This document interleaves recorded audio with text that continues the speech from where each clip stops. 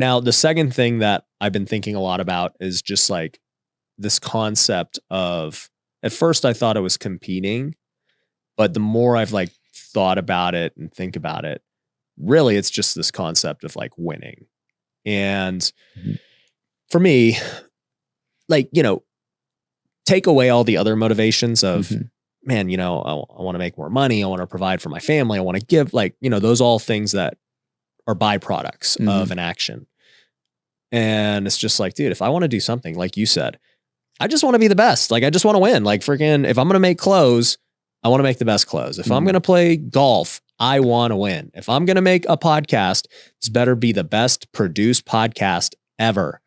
You know, like my whole goal is just winning. And every successful person that I've ever dealt with thinks similarly. You know, you brought up like Kobe and Rafa and these guys. They're not doing it for the money. You know, they just want to win. They just want to be the best version of themselves. And these entrepreneurs, they're all the same way. They just, at the end of the day, they just want to win whatever game they're playing. I'm going to nuance what you said because you put two different concepts in the same sentence. Okay. Said they all want to win, but they want to be the best version of themselves. Yeah. Those are two different things. Okay. That's why I'm trying to wordsmith. What am I trying to say? Well, what I hear you saying is you want to win. Okay. And, but what I would like to propose is that you shift it to, I want to be the best version of myself. Okay. And I think I could say this. Okay. Like, you know, when I'm with some of my friends, like Ed Milet and John Gordon and Jamie Lima, and they're all like some of the best, like entrepreneurs in the world. Yep. And some of the best communicators in the world. But it is funny how many times I've walked in a room with these guys or anything like that. They all go, who's the best speaker? Yeah. They all want to be that. They're all competing. Oh my gosh. You know, and I never get in that kind of, I always say, you're the best. You know, so you know, you're the best. You know? And you're like, but actually I'm the best. And one of the last times we're all together, I said, is it possible that the measure is wrong? Okay. Because when you're asking the question, who's the best communicator, you think it's all about the communicator and not the audience. Because it's like asking, what's the best food in the world, Italian or Chinese or French? Well, isn't it about the palate of the person eating the meal? And when you say you're the best communicator in the world, you're assuming that you're the right person, the best person to speak to every person every single time. Right. You're the best for certain people. Yeah. And my goal is not to be the best in that sense because I'm not competing against them. Right. My goal is to be a unique, irreplaceable version of myself. Okay. Like when I speak at an event, I don't want to be a person compared to the person going, I think he was better than him. Right. I want people to go, that guy was completely different than everyone else. So I'm measuring winning differently. Yes. You know? But you're still trying to win your game. You just are playing a different game. No, that's exactly right. I am playing a different game. And I listened to this interview with Kobe, and he was talking about how it wasn't about loving winning or hating losing. It was about him competing with himself. Yes. To become the best version of himself. And that was where I had the most resonance. Yeah. You know? And I would say, I always say like being the best. Like I want to be the best. And with winning, you know, that's like one way of showing you're the best. But, you know, in many parts, like this culture of winning or being the best or competing, you know, it's not like you're competing against somebody else, right? But like, you really are. You're just pretending you're not. Okay. And whenever you think about winning, there's definitely a loser. Correct. I had this young guy come up to me at Mosaic and say, hey, is it wrong to be competitive? Okay. And I said, where'd you hear that? You know, but it's a lot of Christians think it's wrong to be competitive. And I said, not only is it not wrong to be competitive, it's actually healthy to be competitive. And he goes, yeah, but I mean like competitive where I can look around the room and go, I won and they lost. Okay. And I said, oh, okay. I thought you wanted to be great. Okay. Like, I thought you wanted to be the best. He goes, well, I do. And I said, no, as long as you're comparing yourself against someone else, you're not the best. Right. See, because when you compare yourself against others, once you're better than everyone, you have no motivation for advancement or improvement. Mm-hmm. When you're aspiring to greatness, your measurement cannot be another person. Correct. It literally has to be the measure of your own self-improvement. And so I'm more ambitious than maybe you would think in that sense. I'm more competitive because I don't see anyone as my competition. Mm-hmm. And I'm going to bring something to the event that you can't compare with. Yeah. And I'm going to bring a level of thinking and approach toward reality, a perspective that no one's ever seen before. Like earlier when you said, oh, I'd never heard that. Yeah. See, that for me, that's my moment. Yeah. Not am I the best guest you've ever had, or am I the best interview? We get the most views, Yeah. But I shared something that Ryan had never thought about. Yep. I already had my win. Yeah. And because I want to add value that no one else can add. Yeah. And that for me is my measure. And have I thought about, do I want to be the greatest communicator in the world? Absolutely. But you know where it came from? When I was working with urban poor, and I would go to the grocery store, and in the grocery stores, there was expired meat, vegetables that already were past their expiration date, milk that was at the end of the expiration date. Mm-hmm. And I would realize in impoverished areas, they got the worst food, the worst produce, the worst meats. And I would look at the billboards, and every billboard was about something destructive, whether it was alcohol or cigarettes. There were no productive billboards in the area. And I realized that the poor never have access to the best of anything. Mm-hmm. And so when I was there as a speaker, I told myself, I want to be the best in the world so that I can bring them the best, so that maybe in one arena in their life, they had something given to them that was better than what the most affluent and entitled people in the world ever have. And so my drive to be a great communicator was actually because I wanted to be a gift to the people I was serving. Not because I needed anyone to think that I was the best in the world, or because I wanted that fame or that acknowledgement. I think, Ryan, the moment we start getting more conscious about our measurement against others, I think we're already declining. Right. Yeah. And I guess for me, when I was playing baseball, it was definitely like you're looking at other people. What are they doing? Mm-hmm. And that was very toxic. And the moment I got out of baseball, I just started pursuing business and everything else. It was like, all right, I'm just doing me, and like, I'm just going to be the best version of me. And like, you do that for a long time. And obviously, who your competitors are. Yeah. And for me, I take inspiration. I'm like, what are they doing? Like they're clearly ahead in one aspect of whatever it is we're comparing, but I'm over here, and this is more important to me. Right.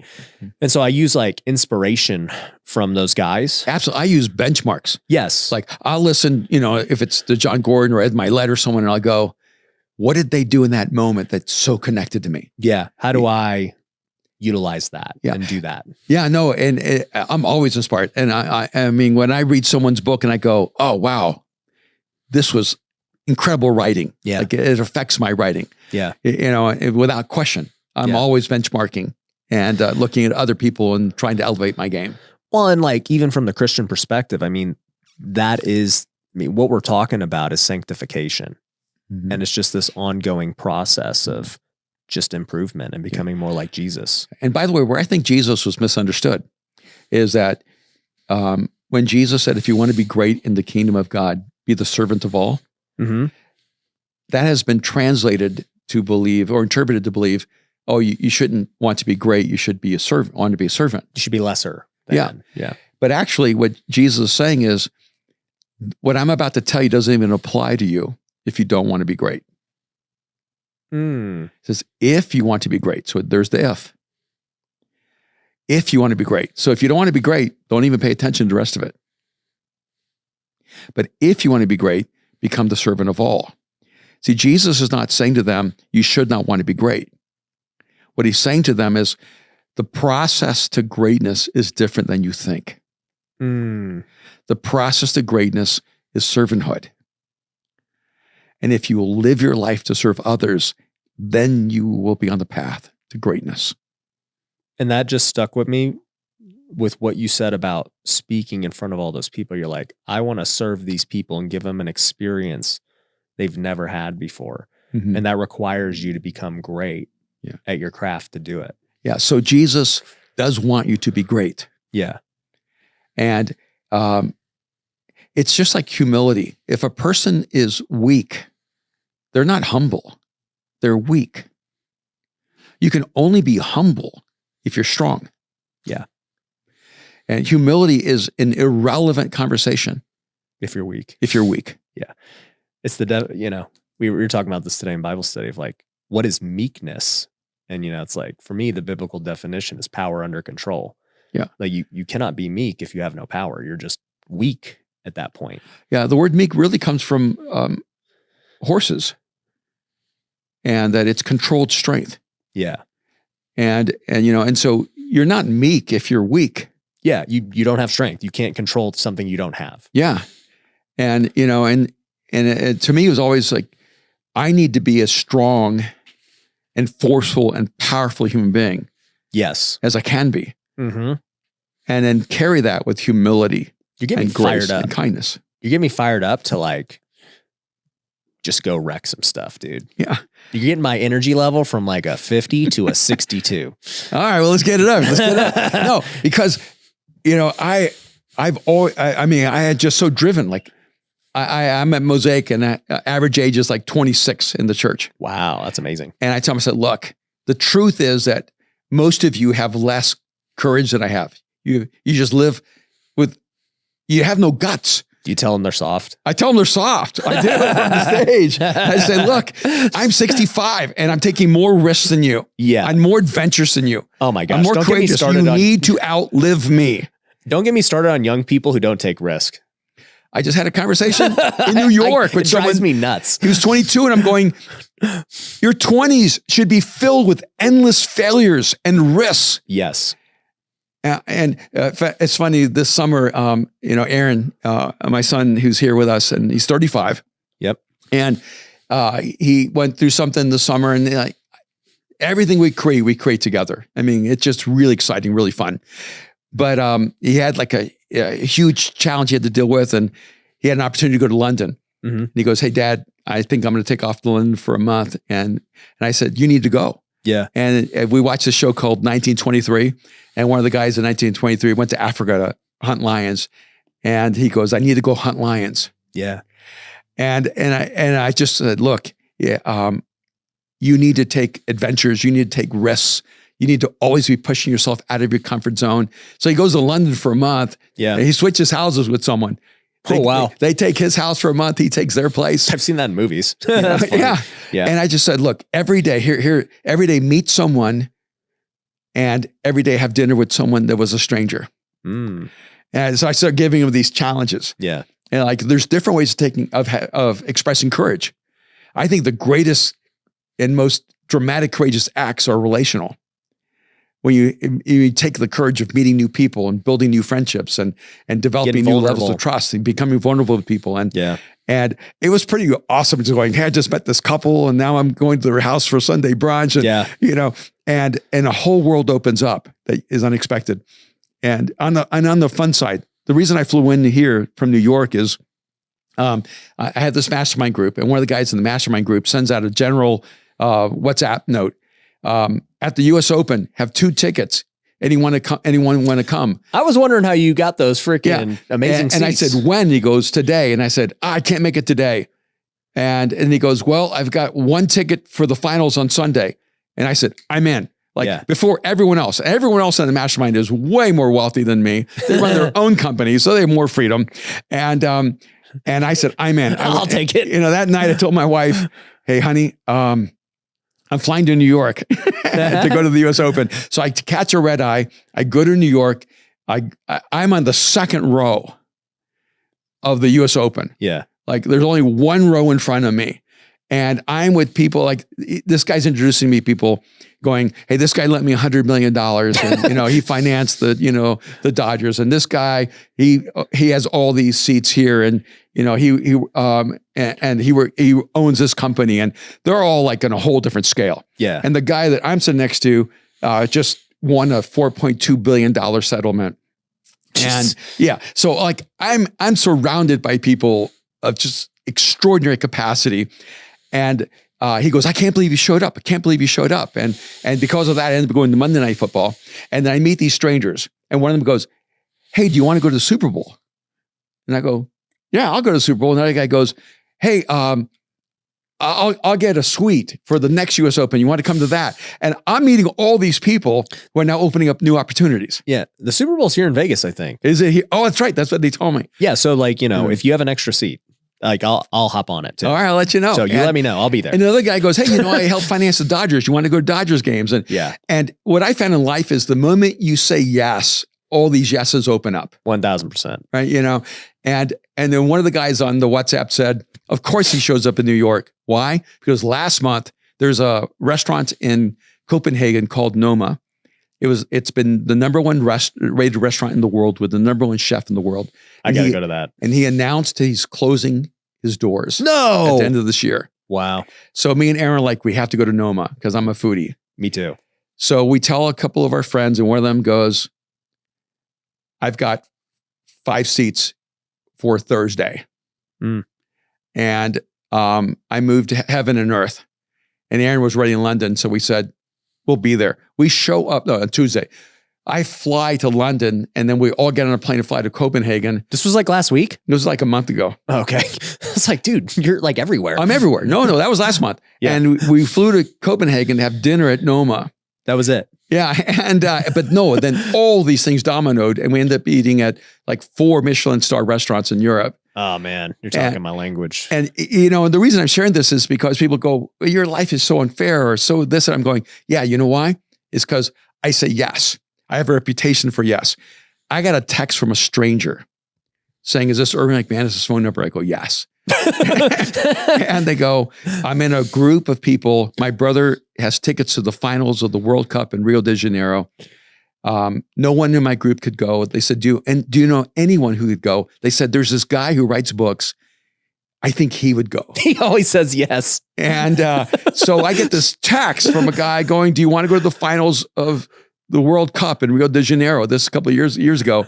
And I said, absolutely. It was Monday and the World Cup finals were that Sunday, I think it was. Okay. So I call my office. You got to get me a visa to Brazil. I cannot get a visa.